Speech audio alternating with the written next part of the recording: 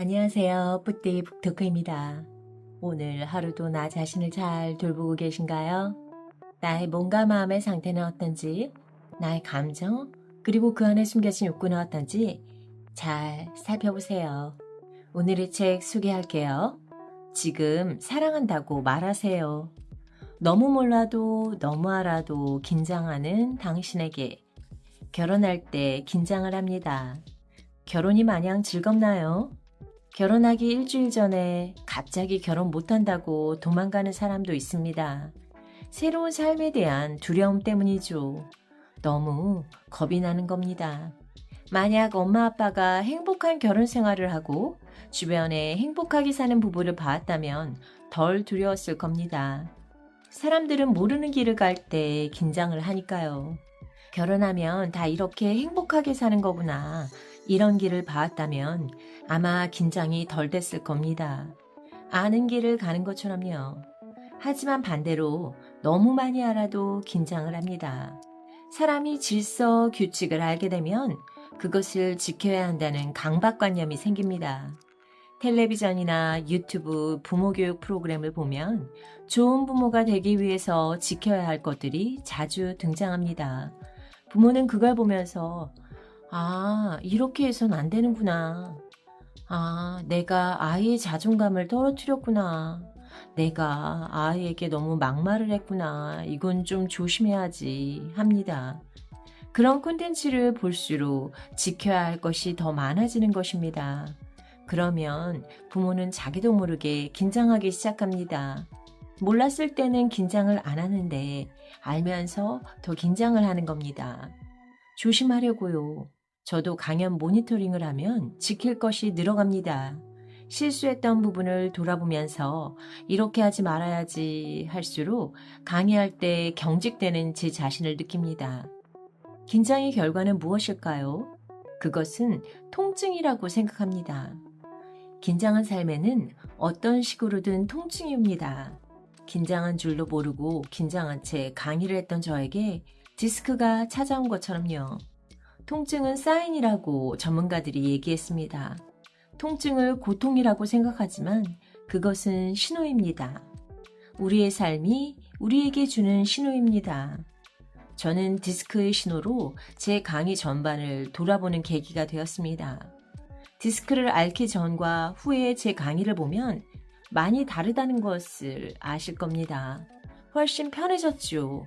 많이 놓은 채 강의를 하니 강의가 더 재미있고 좋아졌습니다. 힘든 결혼은 이혼이라는 통증을 낳습니다. 결혼이 힘든 이유는 상대방이 나빠서 그럴 수도 있습니다. 그러나 사실 결혼이 힘든 이유는 내가 보고 싶지 않은 내 모습을 상대방을 통해서 자꾸 보기 때문입니다. 결혼이라는 제도가 없었으면 나의 모난 부분을 직면한 일이 별로 없어요. 그런데 결혼을 하고 보니 내가 보고 싶지 않고 만나고 싶지 않고 인지하지 못했던 내 모습이 보입니다.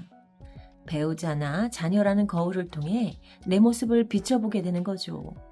관계에서 내 모습이 드러나게 됩니다. 완벽하지 않은 내 모습이 통증처럼 다가옵니다. 그런데 자꾸 남 탓이라고 얘기합니다.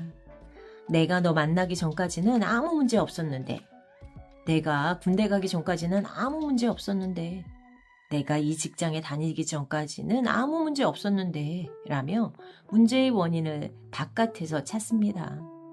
무언가 관계를 맺으면서 내가 굉장히 안 좋아졌다는 것입니다.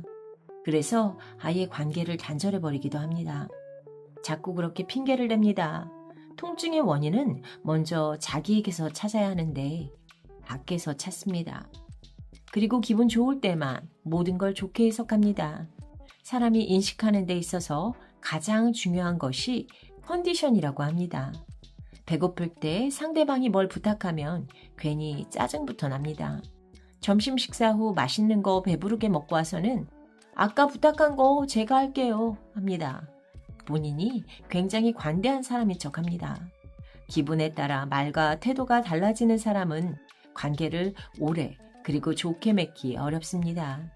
내가 기분이 좋으면 일시적으로 통증도 괜찮아진 듯 보입니다. 하지만 통증을 외면하고 임시로만 해결하면 금세 통증은 몇십 배로 불어나게 될 것입니다. 어차피 이 통증은 만나고 지나가야 합니다. 통증은 신호라고 했습니다. 그 소리에 귀를 기울여 주십시오. 혹시 요즘 통증이 있다면 이것을 피하려고만 하지 마십시오. 무시하지 마십시오. 지나치면 통증은 반드시 배가 됩니다. 통증이 우리에게 어떤 사인을 주는지 생각하면 우리는 하나를 내주고 10개를 얻을 수 있을지도 모릅니다. 그렇지 않고 통증을 무시하고 진통제 먹으며 버티기만 한다면, 그렇게 통증을 겪어낸다면 완전 손해입니다. 당신은 어디에서 긴장하시나요? 얼마 동안 긴장을 해왔나요? 그 긴장이 당신 삶에 어떤 영향을 미쳤고 앞으로는 어떻게 살기를 원하나요? 사람이 긴장을 하면 바로 앞에 있는 것도 보이지 않습니다. 강연에 찾아오는 분들도 초행길이면 건물까지 잘 도착했어도 위층 강연장으로 올라가는 엘리베이터를 찾지 못해 헤맵니다. 긴장하지 않으면 단번에 찾을 엘리베이터인데 말입니다. 긴장 없이 편안한 상태를 사진 찍는 것으로 비유하면 카메라 조리개가 열리는 것과 같습니다. 빛이 열리니 어두운 것을 더 잘 보게 됩니다. 만약 당신이 지금 어둡고 아픈 통증 속에 있다면 삶을 돌아볼 좋은 신호로 받아들여 보세요. 조금씩 나아가실 수 있을 겁니다. 걱정하지 마세요.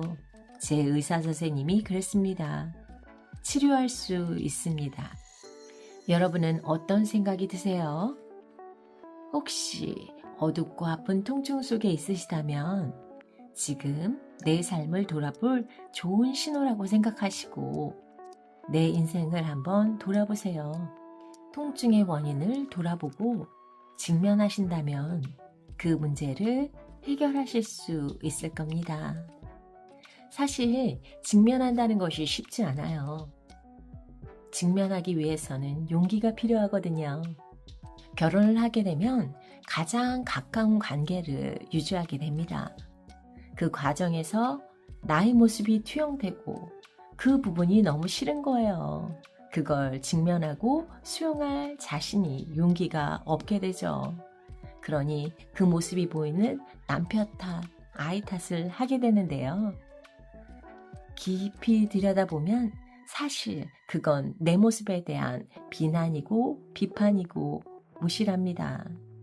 그러니 그런 모습을 보다듬어 주세요. 아, 내가 이런 면이 있어서 그걸 상대방에게 탓했구나.